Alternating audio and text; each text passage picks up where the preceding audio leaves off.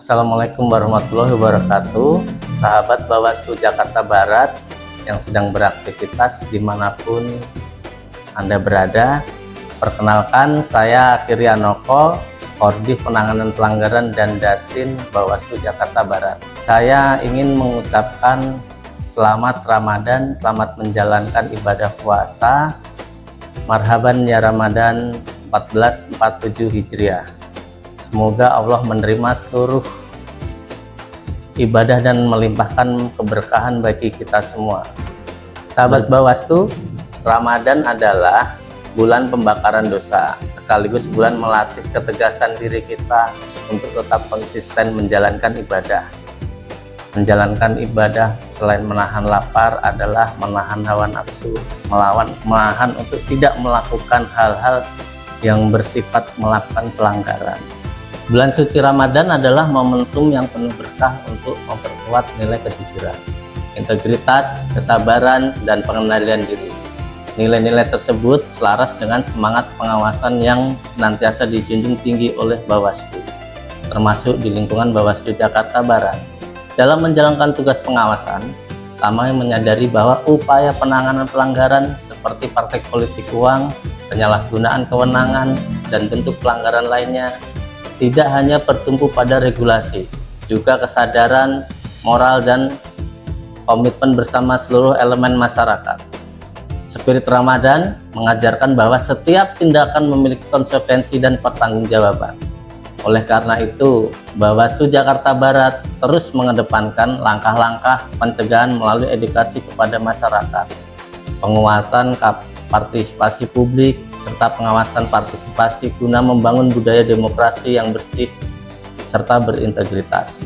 Bawaslu hadir hari ini untuk memastikan setiap tahapan pemilu berjalan sesuai dengan peraturan yang berlaku, termasuk salah satunya mengenai potensi pelanggaran pemilu. Berbicara tentang penanganan pelanggaran, saya ingin menyampaikan jenis-jenis pelanggaran. Ada 4 jenis pelanggaran. Yang pertama adalah pelanggaran administrasi. Pelanggaran administrasi adalah pelanggaran terhadap tata cara dan mekanisme yang sudah diatur melalui aturan KPU dan Bawaslu.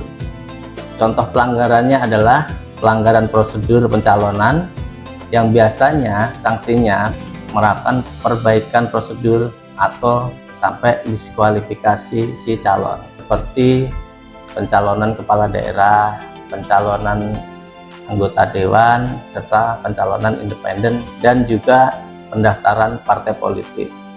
Yang kedua ada pelanggaran kode etik.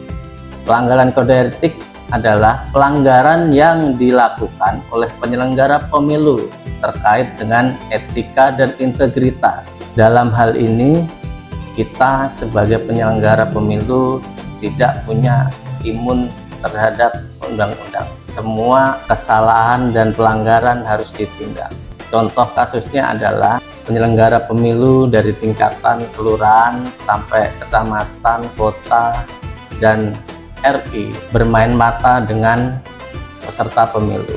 Sanksinya adalah peringatan keras hingga pada pencopotan atau pemberhentian penyelenggara pemilu itu sendiri. Yang ketiga ada tindak pidana pemilu.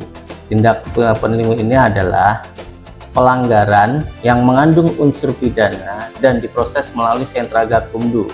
Sentra gakumdu adalah gabungan dari 3 lembaga, yaitu Bawaslu, Kejaksaan, serta Kepolisian. Dalam tindak pidana pemilu, contoh kasusnya seperti politik uang, memanipulasi perhitungan suara, serta mengintimidasi pengguna hak pilih. Dari tindak pidana pemilu, kita bisa memberikan sanksi penjara dan pidana. Yang terakhir adalah pelanggaran hukum lainnya. Pelanggaran hukum lainnya ini berkaitan dengan netralitas ASN, TNI, dan Polri, serta perangkat desa di wilayah kota ataupun kabupaten tertentu. Sanksinya memberikan rekomendasi terhadap instansi masing-masing. Bawaslu tidak berhak memberikan sanksi kepada instansi yang bersangkutan ataupun perangkat-perangkat desa tersebut. Sahabat Bawaslu bisa melaporkan jika menemukan adanya dugaan pelanggaran saat tahapan pemilu dengan ketentuan yaitu secara waktu maksimal 7 hari sejak diketahui. Jika laporan disampaikan lewat dari 7 hari semenjak diketahui, maka laporan itu dianggap kadaluarsa dan tidak bisa diteruskan. Dan jika sahabat Bawaslu ingin melaporkan dugaan pelanggaran pemilu, harus pada saat jam 08 sampai jam 16.00. Di luar jam itu, sahabat Bawaslu bisa datang di keesokan harinya dengan waktu yang sama untuk melaporkan dugaan pelanggaran yang diketahui. Yang kedua ada bukti. Bukti terbagi menjadi dua, ada barang bukti serta alat bukti. Barang bukti adalah berupa foto, video, serta berita di surat media sosial maupun media cetak. Alat bukti berupa kamera, handphone, dan koran. Jika ini sudah terpenuhi, maka pemberkasan untuk melaporkan sahabat Bawaslu bisa dianggap laporannya mendukung. Tapi harus jelas, yang karena terakhir adalah identitas. Identitas ini adalah siapa si pelapor, alamat dari pelapor, nomor handphone pelapor, KTP, serta nama lengkap dan identitas terlapor.